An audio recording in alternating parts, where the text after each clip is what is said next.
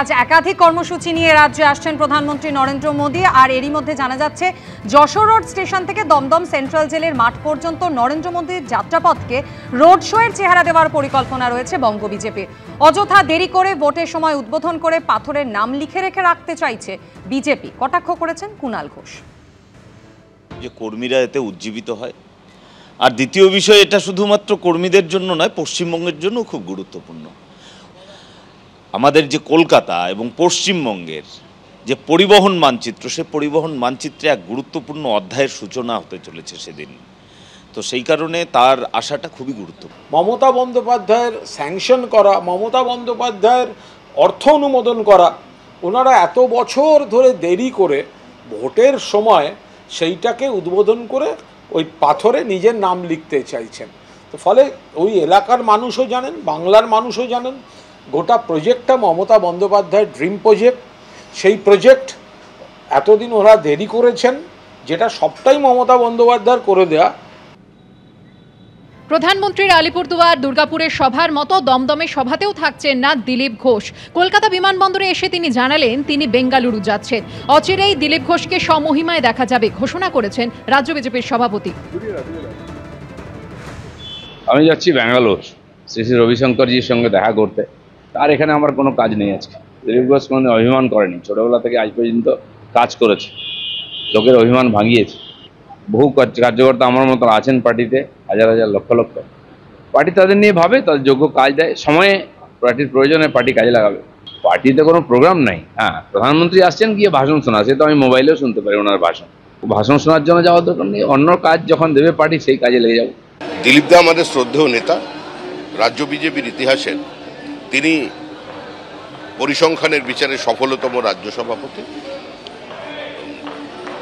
অচিরেই দিলীপ ঘোষকে স্বমহিমায় দিলীপ ঘোষের মতো করে আবার পাহাড় থেকে সাগরে দেখতে পাবেন। দিলীপ ঘোষের বিষয়টি কেন্দ্রীয় নেতৃত্ব দেখছেন এবং কেন্দ্রীয় নেতৃত্ব এবং দিলীপ ঘোষের মধ্যে কথাবার্তা চলছে।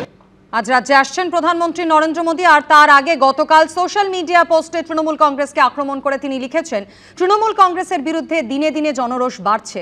উন্নয়নের জন্য পশ্চিমবঙ্গের মানুষ অনেক আশা নিয়ে বিজেপির দিকে তাকিয়ে রয়েছে। আর প্রধানমন্ত্রীর এই পোস্টের পাল্টা জবাব দিয়েছে তৃণমূল কংগ্রেসও।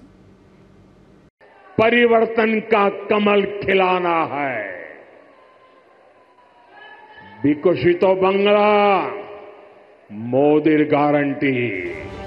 পরিযায়ী ইস্যুর পাশাপাশি বঙ্গ রাজনীতি সরগরম প্রধানমন্ত্রীর সফর ঘিরে। বছর ঘুরলেই বিধানসভা ভোট, তার আগে ফের রাজ্যে আসছেন নরেন্দ্র মোদী। শুক্রবার দমদমে প্রশাসনিক ও রাজনৈতিক সভা করবেন তিনি। গত 3.5 মাসে এই নিয়ে তৃতীয়বার বাংলায় আসছেন প্রধানমন্ত্রী। প্রথমে উত্তরবঙ্গের আলিপুরদুয়ার, তারপর শিল্পাঞ্চল দুর্গাপুরের পর এবার উত্তর 24 পরগনার দমদমে জনসভা করবেন নরেন্দ্র মোদী। टीएमसी यहाँ के एजुकेशन सिस्टम पर करप्शन और क्राइम का डबल अटैक कर रही है। আগে দুটি সফরের মতো এবারও পশ্চিমবঙ্গ সফরে আসার আগের দিন প্রধানমন্ত্রী এক্স হ্যান্ডেলে লেখেন, আমি কলকাতায় বঙ্গ বিজেপি নেতৃত্বের সঙ্গে সমাবেশে যোগ দিতে আগ্রহী। তৃণমূল কংগ্রেসের বিরুদ্ধে দিনে দিনে জনরোষ বাড়ছে।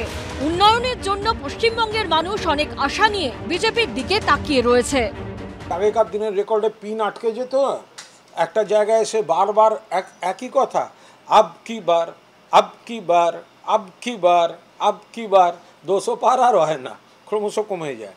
তো ফলে এই ফাটা রেকর্ডের মতো এই কথাগুলো 16 সালে, 21 সালে, এরপরে পঞ্চায়েতে, এরপরে লোকসভায় আমরা শুনেছি। বাংলায় লোকসভায় বিজেপির আসন কমেছে, তৃণমূলের বেড়েছে। উনি আবার একই ধরনের কথা বলছেন ফাটা রেকর্ডের মতো। বাংলার উন্নয়ন ছাড়া ভারতবর্ষের উন্নয়ন অসম্পূর্ণ থাকবে। সেই বার্তা আগেও মাননীয় প্রধানমন্ত্রী দিয়েছেন যে বিকশিত ভারতের কল্পনা বিকশিত বাংলা ছাড়া হতে পারে না। শুধু চিংড়িঘাটার কাছে 300 মিটার একটা গ্যাপ রাজ্য সরকারের অসহযোগিতার জন্য করা সম্ভব। এই যে স্পিড ব্রেকার সরকার হয়ে গেছে এখানে, আপনার গাড়ি যেতে যেতে রাস্তার মধ্যে বাম্পার যেটাকে বলি আমরা চলতি কথায় স্পিড ব্রেকার, সেটাই হচ্ছে এখানে এই সরকারের জন্য গাড়ি থেমে যাচ্ছে ভারতবর্ষের উন্নয়ন, পশ্চিমবঙ্গের উন্নয়ন। সব মিলিয়ে প্রধানমন্ত্রীর সফরের আগে তুঙ্গে রাজনৈতিক চর্চা। শিবাশিস মৌলিক ও আশাবুল হোসেনের রিপোর্ট, এবিপি আনন্দ।